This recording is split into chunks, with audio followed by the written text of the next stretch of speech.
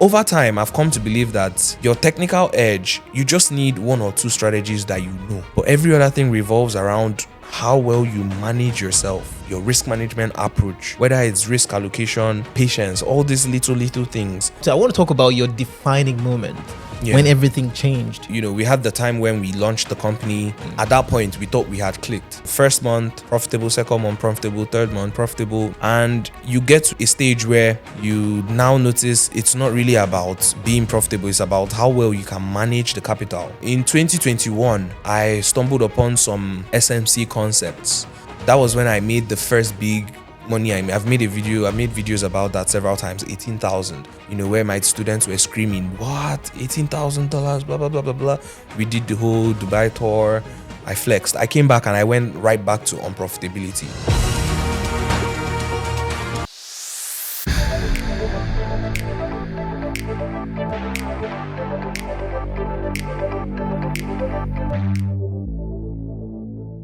Arguably, he is the biggest Forex trader in Africa. All right, I'll leave you to think about it. Just ponder it. I'd like to welcome you to the Profitable Podcast, as brought to you by the Willis Capital, a place for you as a Forex trader to feel at home, okay? We have conversations, discussions about Forex traders that are profitable, the things they've done that has helped them to be profitable. My name is Danny P. Esu, and I am glad to be your host. Today, man, I feel good because this person that we have right here is an influencer, is a flipper, somebody that flips. He loves to flip account. If you want to flip, say 100K account to 200K account, trust me, the right person is this person that we have here in the building today. I know a lot of you really want to flip your account.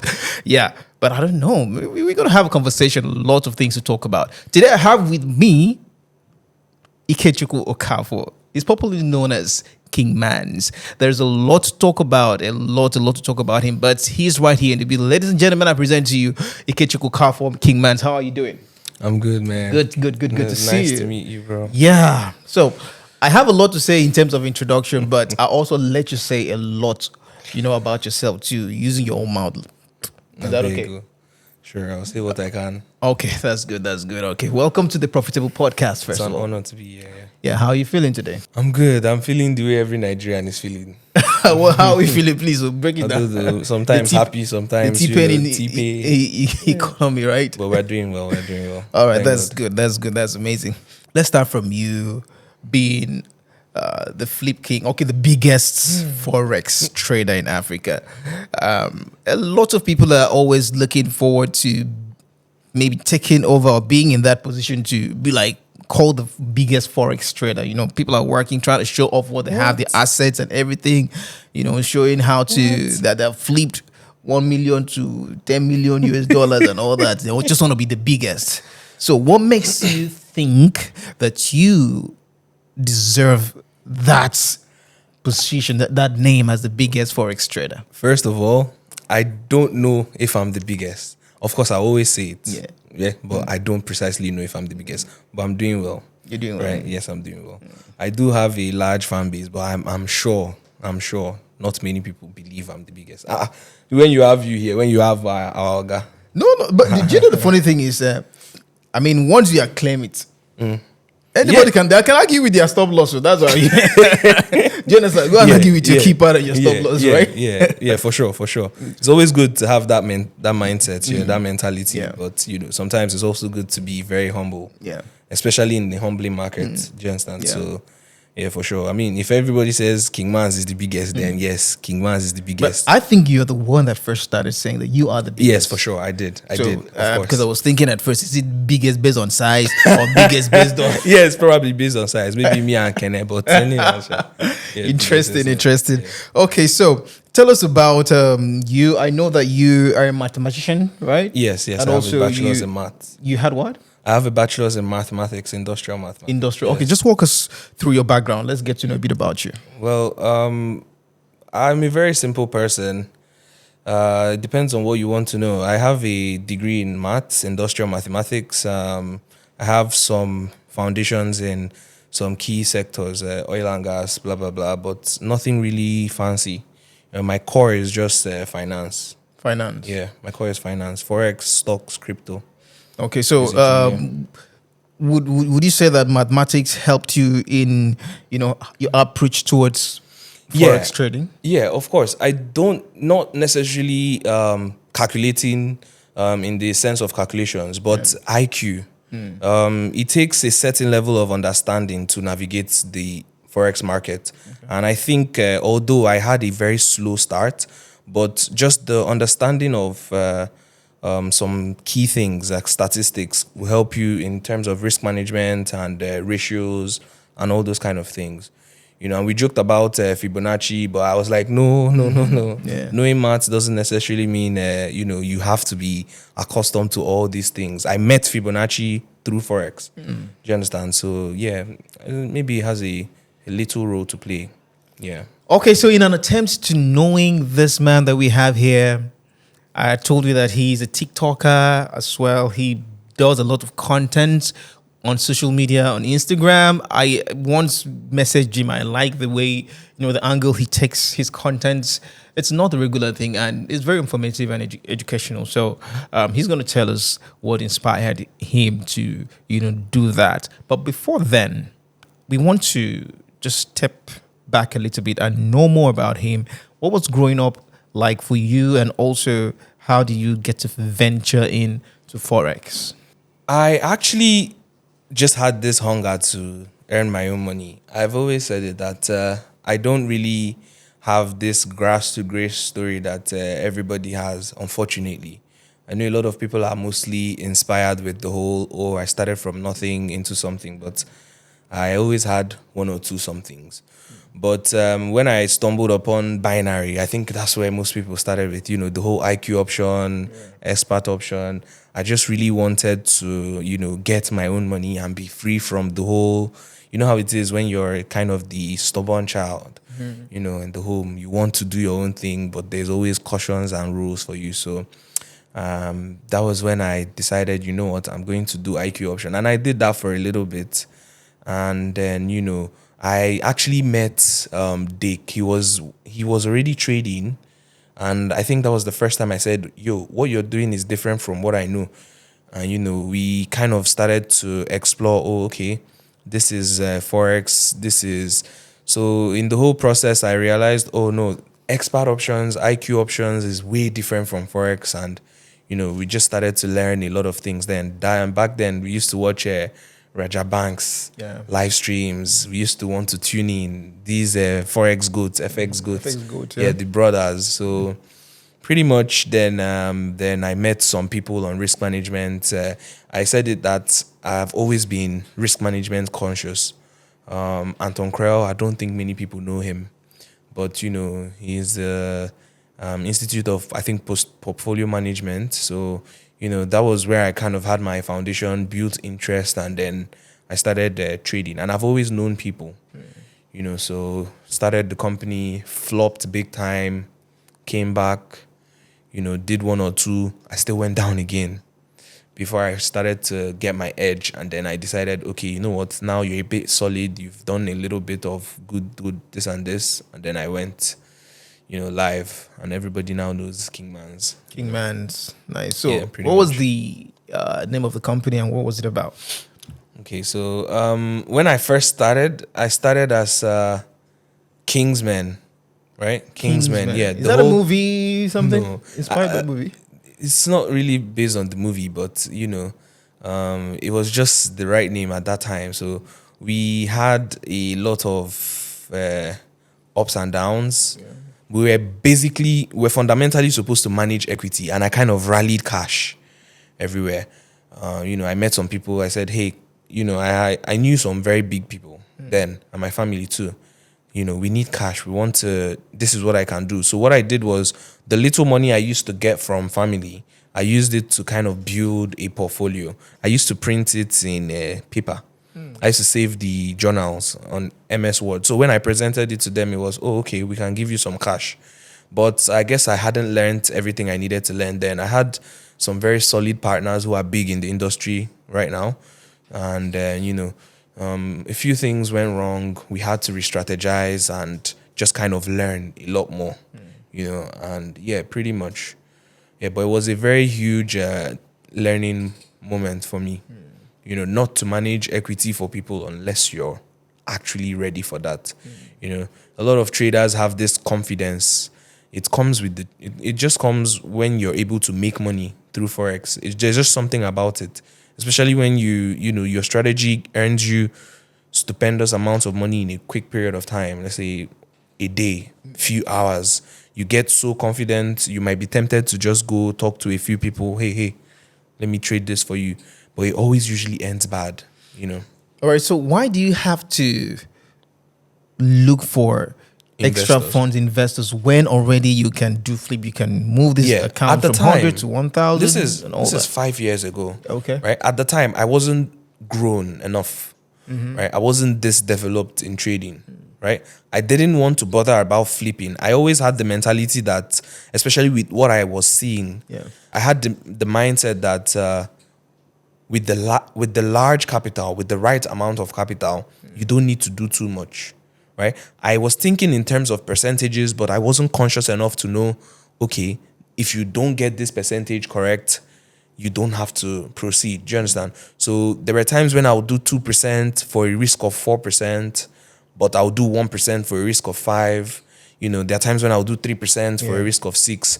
So all of that kind of just, I was just losing big figures, even though I was doing percentages. Do you understand? And I had this bad habit where if I lose a big figure, I would, run back to the small capital and try to grow. Then when I grow back to that figure again, I will risk big. And it just seemed like it was a pattern until things went horribly bad, But then, but now I'm grown. I've done a couple of flips that I'm proud of, so. Interesting. So you're going to show us some proof, right? No, I mean, I did some online that a lot of people, you can check anywhere. I carried, most of the signals were shared for free. I see. Right. When we did 13, I think, let's say 13 to 18,000 naira to a million. $1 million naira. Yes, we did. Wow. Yeah, And we did that. Yeah, we did, and then we that's did loud. we did a couple more. We did 67,000 to almost Like, 700,000. let me understand something. Everybody that joined you were able to do the same thing. There were people who traded 100,000 to 560,000. People did 30,000 to 150,000. I mean, it's been going on for like 3 months now, almost 4 months now. I've just been pushing this out for free in my Telegram channel. Everybody, Well, that's interesting. So how, if somebody wants to join your Telegram right now, how do just you do it? search Kingmahns. Anywhere you see my link, just go in. Interesting. So let's go back to the story you were telling us about the funds, equity and management of funds. Yeah. So how much were you able to gather up in terms of equity?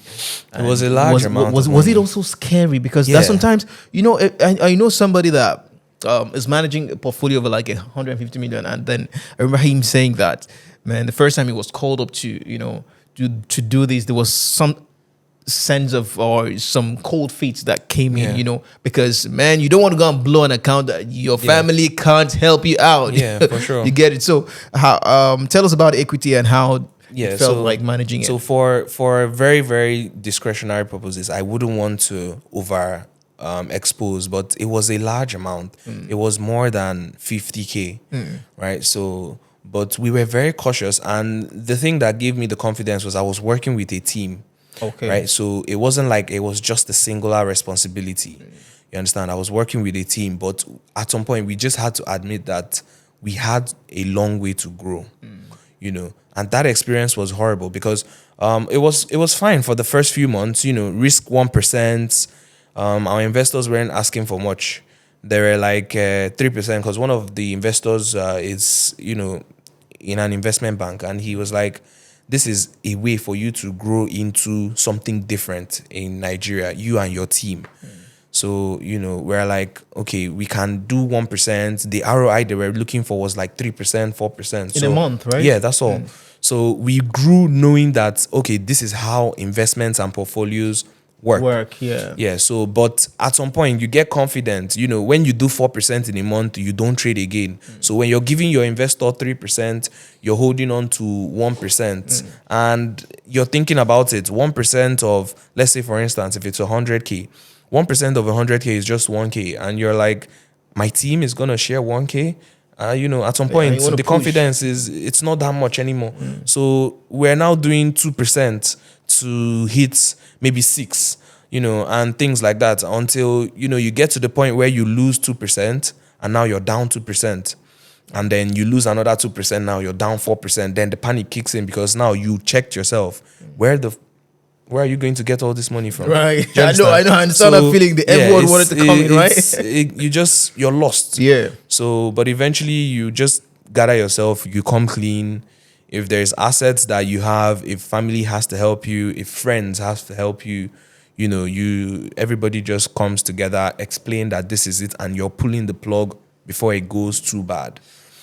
So we came clean, and thankfully we were able to resolve all of that, and I just went back to learning. So are there no things to protect? I mean, I'm always curious because I've interviewed a lot of people, and I know that people have been going down this road, and there are lots of people still on this road, right? Yeah. So are there no things to protect you as a trader? Yeah. To the wild, crazy experiences of this sort. As at the time, this is 5 years, 6 years ago. As at the time, we weren't too informed on legal steps to take to protect us as traders. There is, certain risk disclosures that you can, put in place. Having something as simple as an exit plan, where you're like, okay, I have this assets that if we lose certain amount of your capital, the contract is terminated. We're going to be strict. We're not going to over leverage, exposure limitations, all those things that I had to learn. They weren't present then. So then it was just about, we've shown you consistency for a few months, right? Of course, then even if any of my investors sees this now, then I had to increase or amplify, because we're just profitable for about 4 or 5 months, but we just found a way to average results for a full year and show them we've done this for up to a year. That was what enabled them to give us the capital. So but right now, there are several parameters, several factors we could put in place, but back then we were not that knowledgeable to do that. Our priorities were, because then the confidence was there. You've been profitable for 4 months, even though it was on very small cap. I mean, you're talking about capital 100 times less than what you're handling. But the confidence is there. So because of the way the confidence is, you don't even think about losing, right? So your mind is just go there, make the money, give them their percentage, take yours. You and your team will be big in less than a year. But along the line, shit happens. Interesting. So, because I know that investors are always looking more for people that can give them very little increments. In their, it's all about protecting the capital more than flipping. Yes, for because, sure. Have you ever had somebody that has been like, let me give you $50,000 to flip for me? No, that's ludicrous. That's insane. But there are people who like that kind of risk. There are people who like that kind of risk. I was talking to some people recently, and there are people who would rather have you try to flip their millions than you trading it consistently. They don't want, especially in the country we are in, they believe this, they just feel, as long as you have the skill, do your magic. Take all of my money, do your magic. That's all they want to know. But when it goes bad, that's when the real nature of their personality comes out. That's why everybody needs to be careful. If you're collecting capital from anyone, outline your risk parameters. Very true. It's your exposure. The number of trades you're allowed to take every week needs to be outlined. It needs to be defined. Your maximum exposure, your maximum risk per trade needs to be defined. All of this needs to be defined before you take on the responsibility of managing capital. I've shown now in the community that, and I believe many traders are doing it now, flip culture. People do 100 to 1,000, 100 to 10K, 100 to a million. Some popular traders have been doing that. But what I did was less than $20, less than $15 even, to like, you're thinking 20,000 naira less to 1 million naira. That's good money. And this played out in less than a week, or so if you have the capacity to save money to a point where you can now do risk allocation, it's better than trading for people. Do you understand? It's always better. Sometimes it's even way better than trading for, prop firms. But prop firms are good. Prop firms are the way to go. Do you have the skills to succeed in Forex trading but need the capital to match? At Willis Capital, we provide the resources and support to turn your trading skills into profits. Imagine accessing live capital and scaling up to $500,000 just by being profitable. That's what we offer our traders. Our unique platform nurtures your talent, fuels your ambitions, and offers real opportunities for long-term growth. We believe in building a thriving community where integrity, support, and growth are the foundations of our success. With honesty as our core value, we kept funding at $10 million, reserved for the most skilled traders who consistently prove their ability to profit. Don't let this opportunity slip away. Secure your place with Willis Capital and start your journey to consistent profitability today. Okay, so you just mentioned prop firm, and guys, let me just let you know this. All right, follow up the whole procedure and everything, and make sure you participate so that you can also benefit from Willis Capital.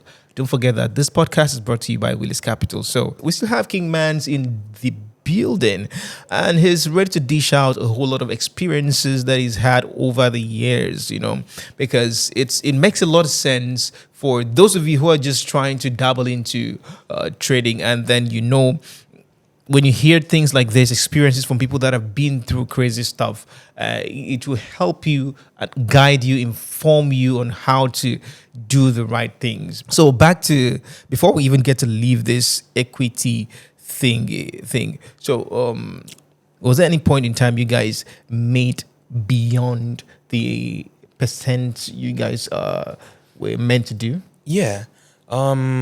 We had a ROI range of 3 to 4% monthly. I think there was a time we did 6%, but I think 6% was the max. So, that was one of the good ones. That was when you get 6%, you find a way to convince your investors to have 3% that month. So you're looking at 3%. And back then, 3K for a set of new traders who were trading $100, $50 to see 3K, it was quite some decent figures. So, let's split this, let's talk about this, let's plan to flex and enjoy. But yeah, I think what really damaged most of what we were doing then was just overexposure, right? If I had the same exposure rules I have now, where I'm like, my investor knows I'm not allowed to expose more than 2% or 3% of the account in a week. So, sometimes I do 2. If I have 2 losing trades, I'm done for that week. I sit it out. So by doing this, that in a full month, you can't lose more than 8% of the equity. And unless you don't already have your edge, there's no way you should be losing 8% of your equity in a month. Do you understand? So, but now markets can be quite unpredictable, where you can have a losing streak. But I think there are parameters to tweak that and adjust that, Yeah, but at the time, we did 6%, which was fair. Okay, interesting. So let's talk about your education in terms of Forex. What are the materials? What are the things that you got exposed to that helped you become better? I paid for a lot of courses. I had, Falcon FX. They were quite popular. Yeah, Falcon. I know them. I had Falcon. I didn't have enough money to do any of what Raja Banks was doing. Then, but we were basically focusing on YouTube, right? We're basically focusing on YouTube learning, a lot of YouTube learning. Then I did learn from ITPM. That's Anton Krell. But the figures they were charging he wasn't even training. You're talking about young chaps trying to be, ambitious. But he was basically training people that had left investment banking. So, but we're able to get a hold of the courses. And I paid for the South Africans, course, FX Goods then, before a lot of their courses got leaked, Yeah, but pretty much, It's I've had experiences with a couple of mentors. But majority of what I've done, majority of the strategies I use now were strategies I came up with based on all the experiences that I was, getting from YouTube, from interacting with these mentors and all that, It's been a long journey though. Interesting. So I want to talk about your defining moment when everything changed. Yeah. There's that defining moment whereby there's clarity in terms of Yeah. what you're actually doing. What Yeah. works for you. Talk to us about that. Yeah, so it's been a roller coaster, right? So, we had the time when we launched the company. At that point, we thought we had clicked, right? Because, first month, profitable, second month, profitable, third month, profitable, more small figures. Yeah. And you get to a stage where, you now notice it's not really about being profitable, it's about how well you can manage the capital, right? Because, you have times when you lose 400, you gain 500. Then when you're winning 200, 300, but you're losing 600. So it caught up to us really quickly and we knew, oh, okay, we still had a problem. Over time, I've come to believe that your technical edge, you just need one or two strategies that you know. But every other thing revolves around how well you manage yourself, your risk management approach, whether it's risk allocation, patience, all these little things. So, in 2021, I stumbled upon some SMC concepts. That was when I made the first big money I've made videos about that several times, 18,000. And when I was sharing it with my students, I had one video then that was, viral on TikTok back then, where my students were screaming, what? $18,000, blah, blah, blah, blah, blah. We did the whole Dubai tour. I flexed. I came back and I went right back to unprofitability. Oh my. Right, exactly. So you would think, oh, you were able to earn this much, and it happens. It happens. You can be profitable and then you're not. It happens. But when it finally clicked is, you just had this one point where you've forgotten about what you want to earn. Your priority now is get it right. Yeah. Right? Stick to this. Okay, I'm not exposing more than 3%. Okay, I'm not going to go beyond this trade. Okay, if my trade is doing this, lock up. All those little discipline tweaks that you make is just basically, and before you knew what was going on, you're doing big numbers and you're like, what? At this point, you're like, and then I finally went back to a few investors and said, okay, see now, we did this, we were good then. We called it and we said, okay, we are cutting off all the investment at the time, but we're ready now. And not just that we're ready now, we have enough information, right? This is our exposure maximum. This is this, and all the parameters look good. They gave us a second chance, and here we are. Yeah. So currently, you're still managing the portfolio? No, I ended the contract. I was doing a video recently where I was showing a withdrawal I had. So I kind of had a cheat code. I was opportune to learn a few things about hedging. But hedging failed me towards the end of this year. But thankfully, we already achieved all the milestones we were supposed to achieve, and then that was all. But right now, I've been doing more of flips and kind of trading how I feel. It's quite restrictive trading for people. Your constant calls, constant updates, constant feedbacks, constant learning, refinement, being everywhere. But now, you can sit back, trade, and just vibe. I see a lot of big traders doing that now, and I'm like, we had different paths, but no road is really the wrong way. As long as you can identify that, oh, this is not leading where I want to, and you can change. Yeah. Interesting. Tell us about hedging. You mentioned it. What Hedging is hedging, and how did it fail you? Hedging is popular. It's a concept that banks use, right? I had this system, HMS. I was preaching about it. Yeah. I was pretty braggy about it towards the beginning of the year. The most popular hedging techniques known to banks now is martingale, right? It's a system everybody knows where you just have to have opposites. You buy, you sell at the same time, and when you take a loss, you use double the risk to buy and sell to mitigate that loss. But mathematically, I think there is about 7 losing trades you need to take before you blow 100% of your capital. If you do the math, right, you have 1% risk. If you risk 1% on your first trade, if you lose that, you're going to have to risk 2% to mitigate and stay on top. So there is a threshold where you get to 7 losing trades. And as at the time, the multiplier means at 7 losing trades, you're going to have to risk 7 times whatever it is your original risk was, and losing that will blow your capital. So the asset we were focusing on was US 30 because of the volume. Yeah. So we're basically trading US 30, we were hedging US 30. In 2023, it helped me out. Like it was a lifesaver for me in 2023. So we kind of found a way to build it and automate it. But towards the end of the year, something happened. We were down 5, losing trades. And I don't know, for some reason we were, doing martingale, and it just kind of went sour. But we already had a buffer. A buffer is kind of when you make more than the percentage you're giving out, keep it aside, rather than treating yourself, you accumulate the buffer just in case.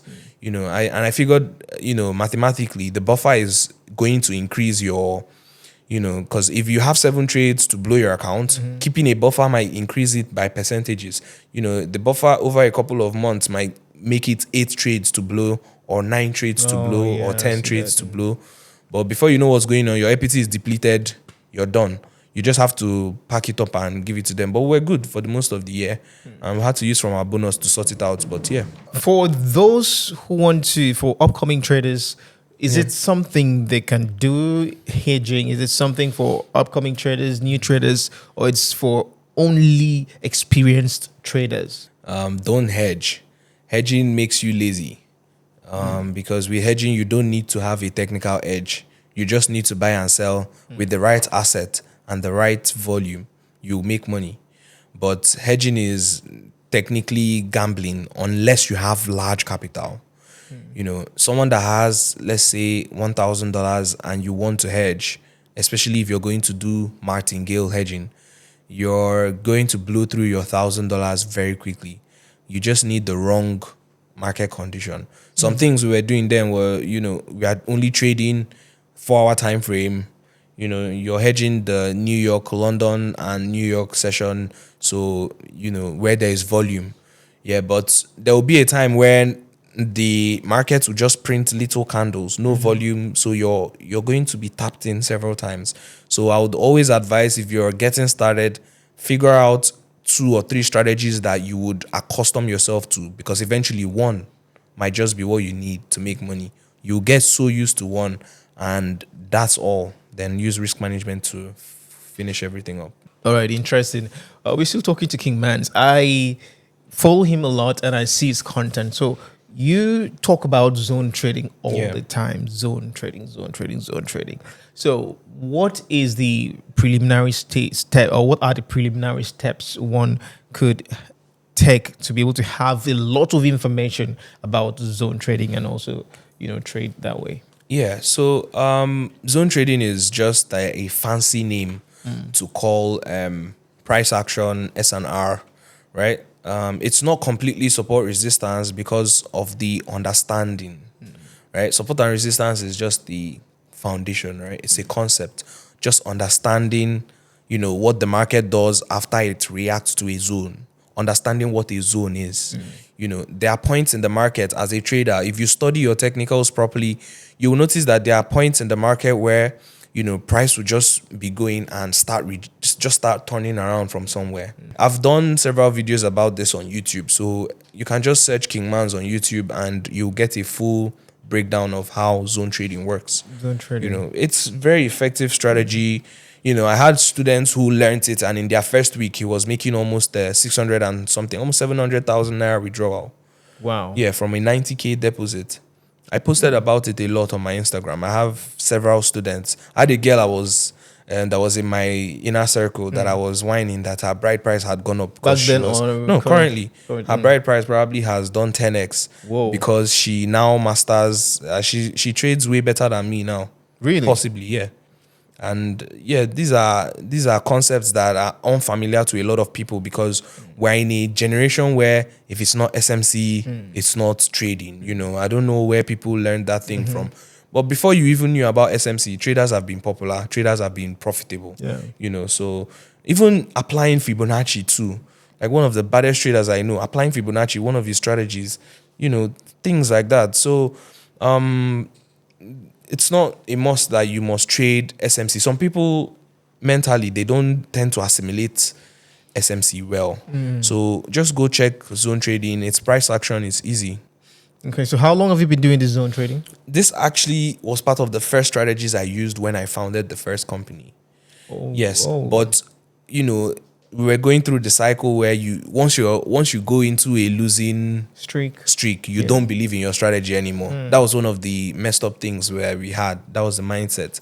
You know, so we've gone through several strategies, and eventually, when I went through my journal, I still have journals from 2020. So I went through, I said, this price action strategy was good. You just need a strategy that allows you to win 50% of the time. With good risk management, you'll be good to go.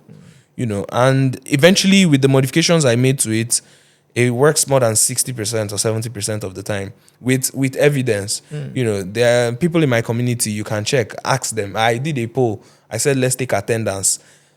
Tell me if you know you're in my group and you've not grown in the past 3 months. And people were commenting, that is the truth. You know, I shared the trade, I shared the signal, I shared the updates, you cash out. We're good, everybody is happy.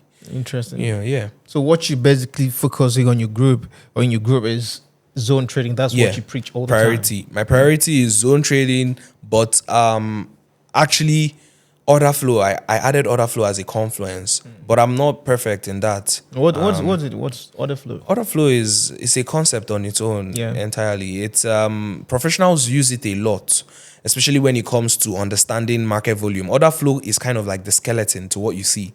So technical analysis, price action that we all see and interact with it's not even the skin. It's more like the clothing, right? With order flow, there are some very, very deep tools, softwares that would display to you how much volume, orders, matching of orders, yes, right? There are tools called the Dome.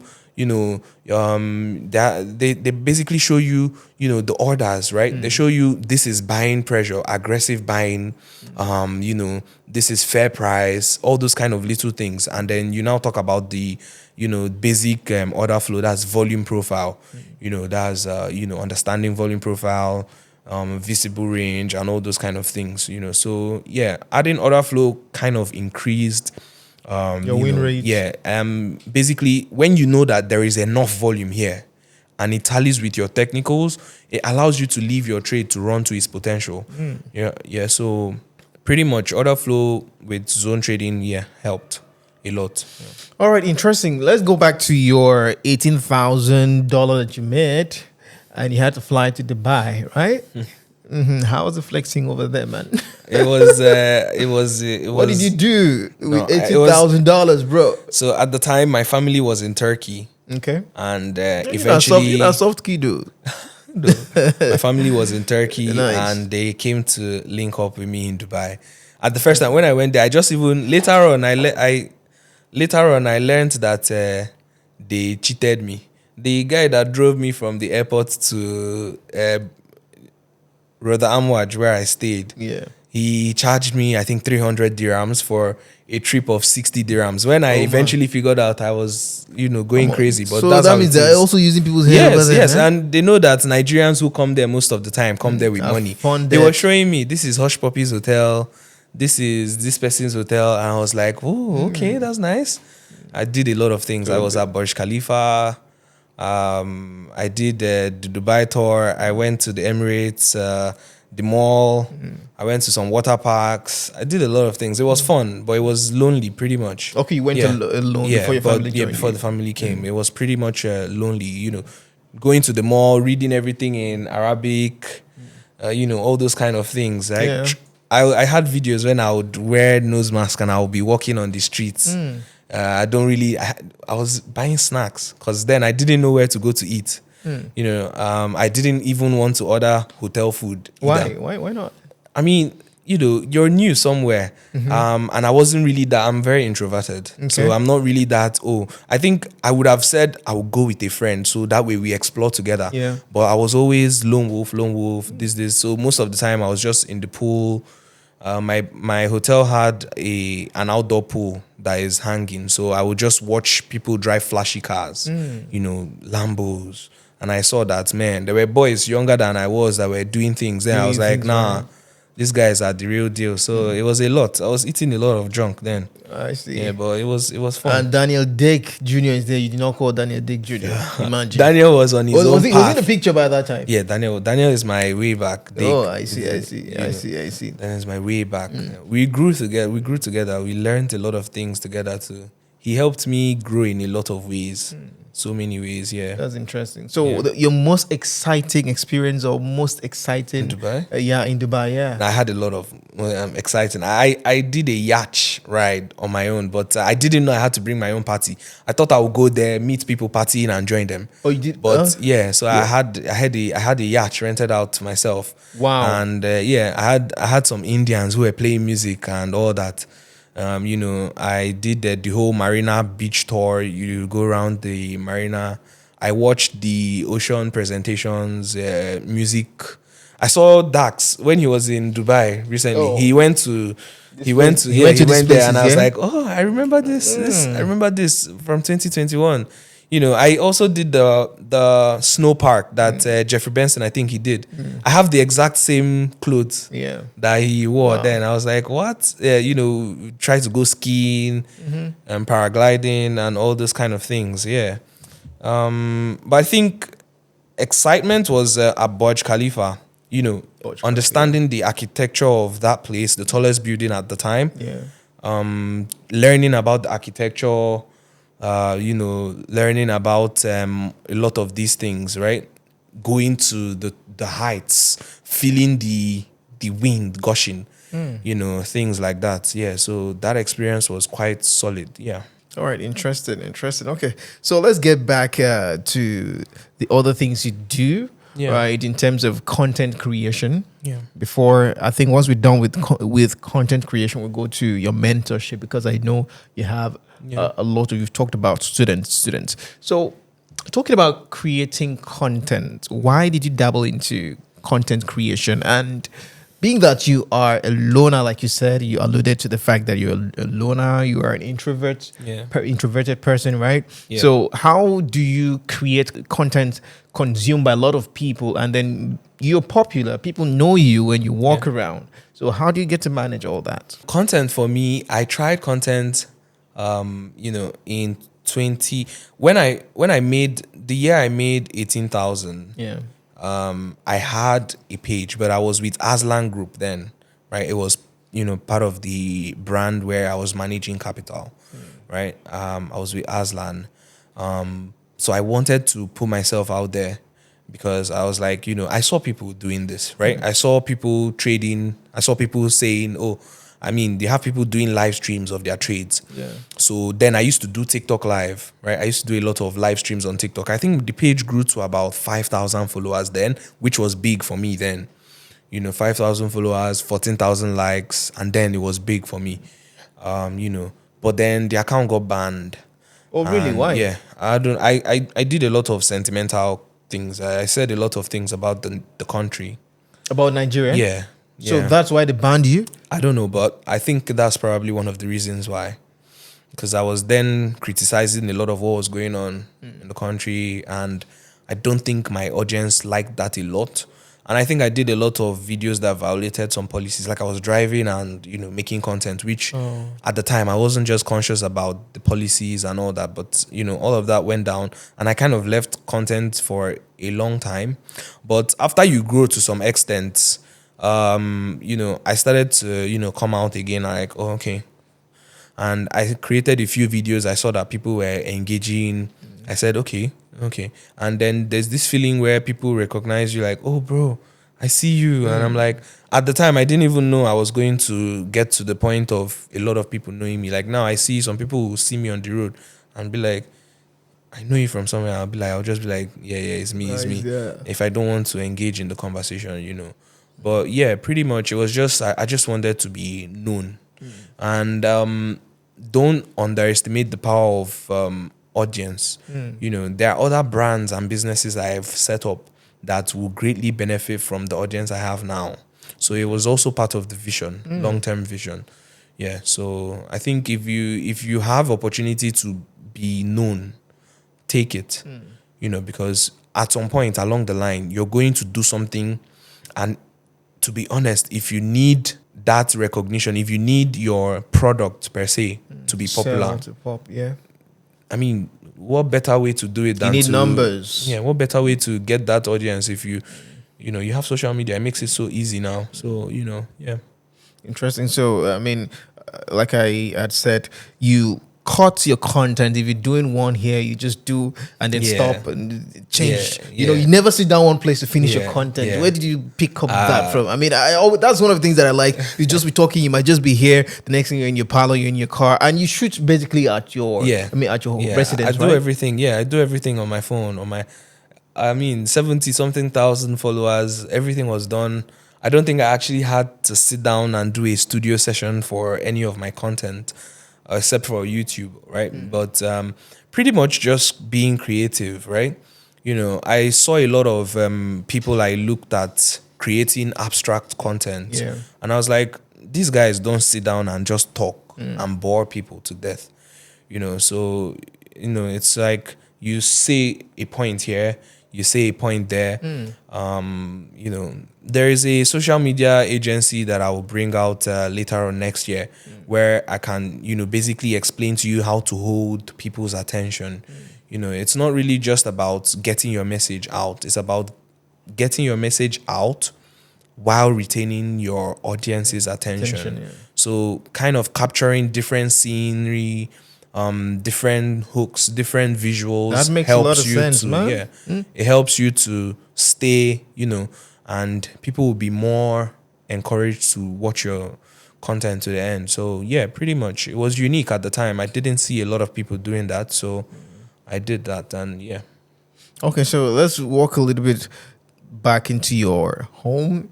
I see you flaunt some cars, and also you're working on a project right now, working on a 5-bedroom renovation. Tell us about that.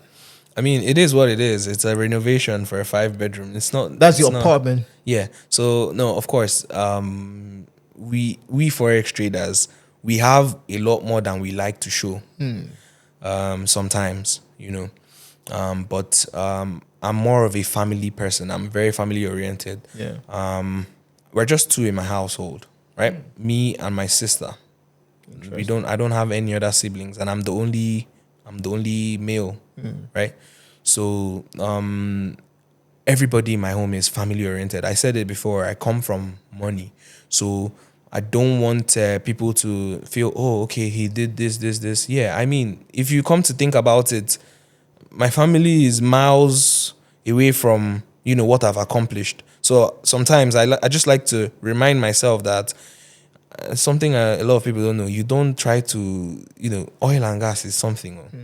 So, but pretty much just showing one of the few, let me say one of the few or one of the basic ownerships, right? Just one of the few things that you use to reward yourself. I decide to live there. I have a girl now. So, it's just basically trying to grow. Hello to the girl.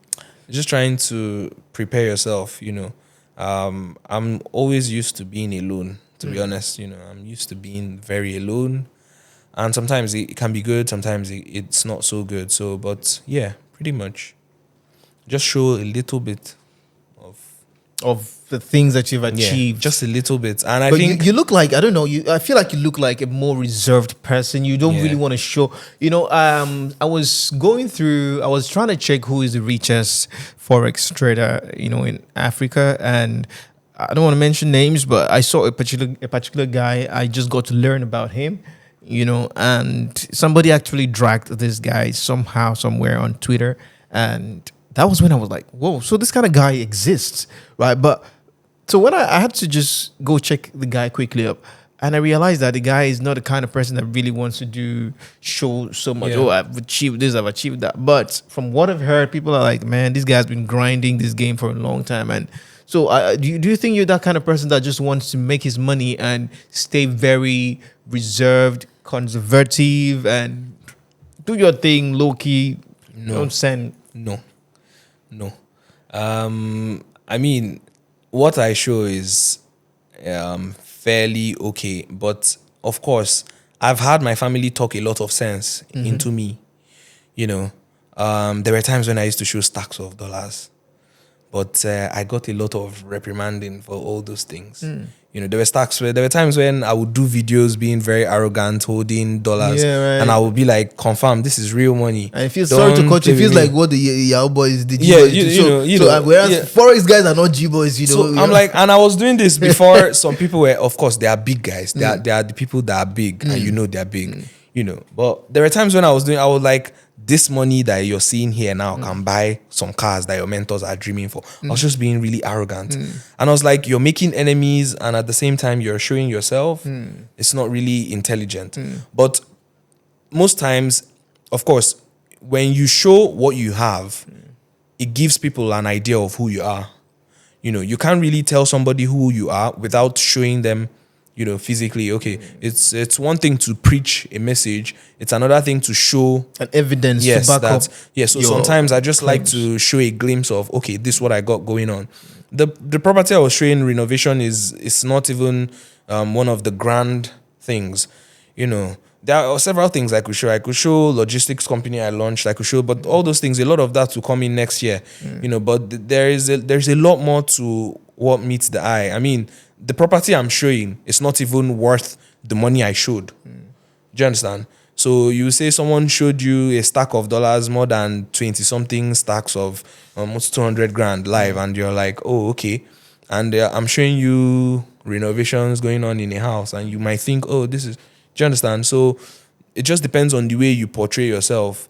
There are a lot of things I could show if I was going to, but at the end of the day, when I show it all, what else do I have to show? Right. You know, so I'll just be showing them gradually. But this conversation is something that concerns me a lot, or that worries me a lot about the security of traders. You know, when traders keep showing, I made $100,000. So I don't really see, you know, successful business persons. I'm not bashing anybody though, but I don't really see successful business persons, you know, maybe Bill Gates come out and maybe apart from Forbes, you know, telling you these guys are worth so amount of money, but I don't really see them come out and be like, I just made $100,000. So do you think it's a culture that should be encouraged in the Forex industry? Well, I would say let everybody do what they want to do. I think the sooner everybody realizes that, you know, they can just do what you have to do. You know, whatever works for you, do it. If you see somebody showing off and you have what to show off, but show off respectfully. Don't show off and try to belittle someone else. Do you understand? So those kind of things, yeah. So that's what you have to prioritize, you know. Okay. Interesting. Yeah. So quickly walk us through your mentorship programs and the students you have. What's the number of persons that you're training at the moment? We've trained more than, realistically, we've trained possibly more than 500 students. We have a physical location in Ajah, and, you know, I have the inner circle. So we have, you know, trainings where, you know, you go through your foundation class and, you know, then I'll teach you how to apply zone trading, how to apply order flow as a concept and things like that, you know. Yeah, there's a lot of that. So, yeah, pretty much. But anybody can just search Kingmahns online and they'll get access to my links. And yeah. All right. So before we get to round off, I'd like to know the highest amount of money you've lost, the highest amount of money you've made, you know, just to have an idea of the kind of funds you've, you know, touched. Well,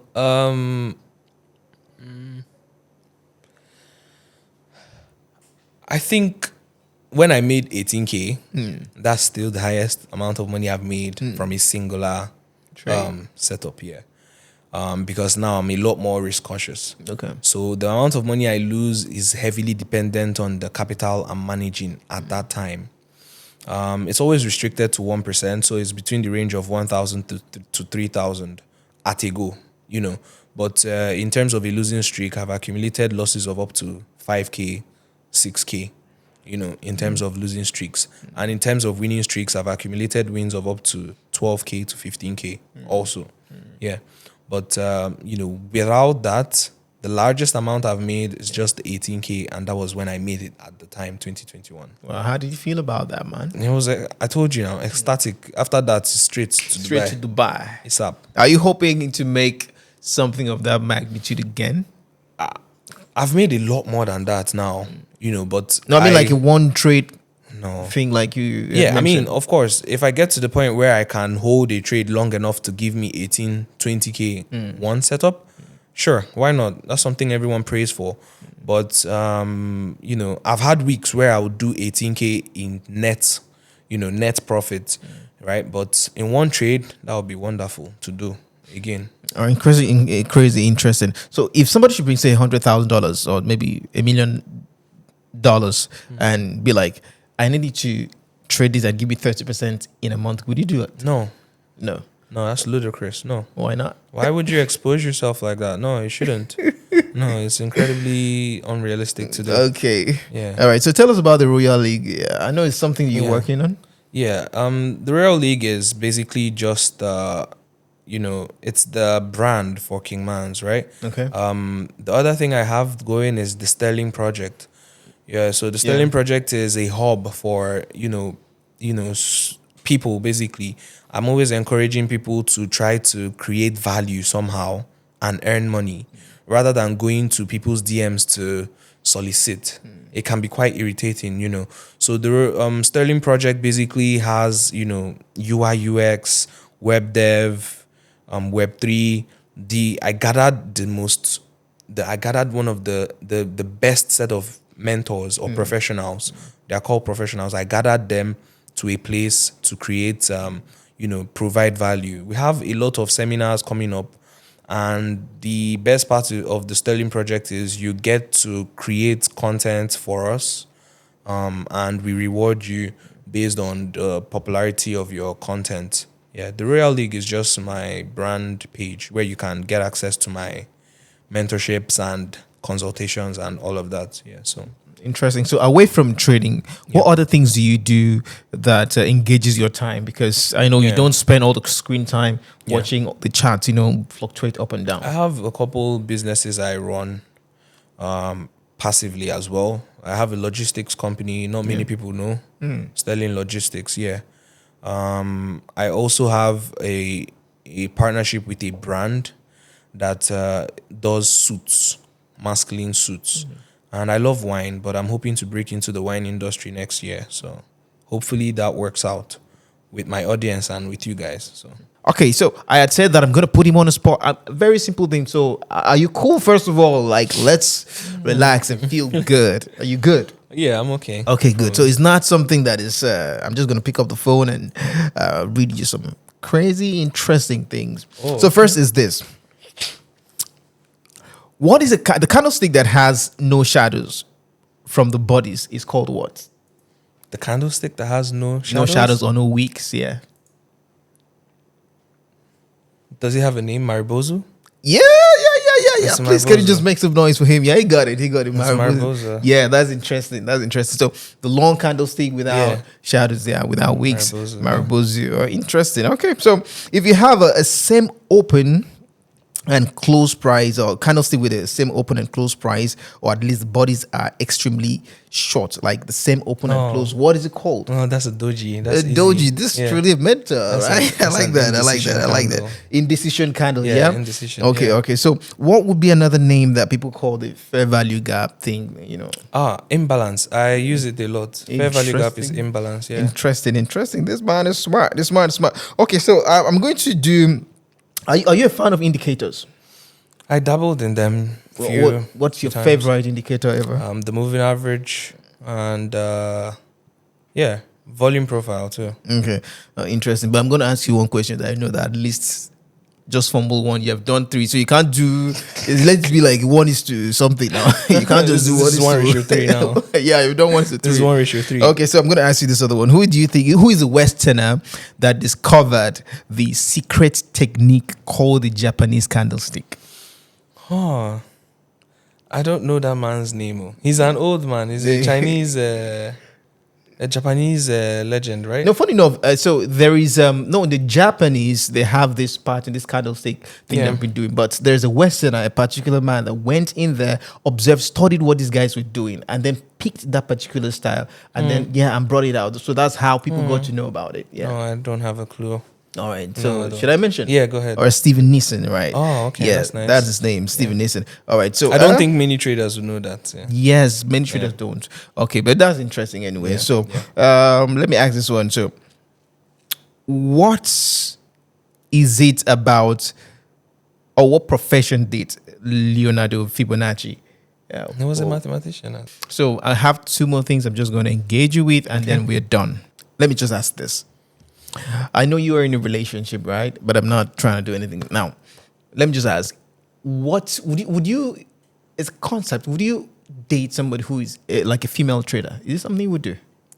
My girl has learned how to trade. You could have a couple of couple goals where you're both trying to make the most money as long as the equity is there. But emotionally, you can't let your woman be much more active trading because you're combining her monthlies with losing trades and managing psychology. Right. Your home is going to be chaotic. So yeah, but there's nothing bad in dating a trader. I mean, I find it very attractive if your woman is smart enough to figure out trading. That's nice. That's nice. pretty Right, much. give us one finance movie that you know. Yeah. There's this one with this about this black lady in an investment bank. Who knows the name? She I don't know the name. God, it's a BBC series. Okay. She's new. She got into an investment bank. She made a couple mistakes. I know anybody watching this would be able know to- the name. Okay. Yeah, it's a very, very popular. It was very good for me. When she was making mistakes and a few movies that talked about finance also. Suits. Although it's more of law, but there was this series where they were the having investment banker yes, guy a lot of came- investment banking involved. Yeah. But pretty much, and then The Wolf of Wall Street, pretty much very popular. Yeah, I was waiting for that. Yeah. I was waiting for that. A Wolf lot of of people Wall have Street. watched that, and I think it's something that has inspired a lot of guys, in the Forex industry. Yeah. Okay, we have come to the end of this episode, guys. I mean, it's been an amazing session having to have this conversation with Kingmahns, Ikechukwu Okafor. Thank you so much for coming around, man. It was All right, awesome. so what would be the last words, of encouragement, the things you would have to say to upcoming traders, people that probably have gone through a cycle of losses and they want to be profitable, they want to stay at the top of their game? Talk to us. What would be your advice? First of all, I would like to say every trader out there, just grow at your own pace. Several things. I mean, if I had 20 hours to encourage anyone, I would be able to say something. But I would say grow at your own pace. Allow yourself to go through the process. I said it. You shouldn't treat, in as much as trading can be a hobby to you, but I would rather you take it as a career path that you really love. Grow. Allow yourself to make mistakes. Don't beat yourself up about mistakes. I founded a company, went into debt. I've disappointed a lot of people. I've disappointed my family. I've had to reach out to them to bail me out of debt. So now that you have the opportunity to learn something like this, especially if you've seen where how far we've come, just try your best to grow, right? At your own pace, right? Don't copy anyone. Don't look at anyone. If anyone is oppressing you, mute, block, delete. That should be your standard. Mute, block, delete if you're oppressed. All right, thank you so very much, Kingmahns. He has given us one message that you should do what grow at your own pace. Thank you so very much. I feel so elated. I feel super happy that you've been a part of this from the beginning to the end. I go by the name Danny PSU. You can always check me out on Instagram at Danny PSU. And I like to say peace out. Stay positive.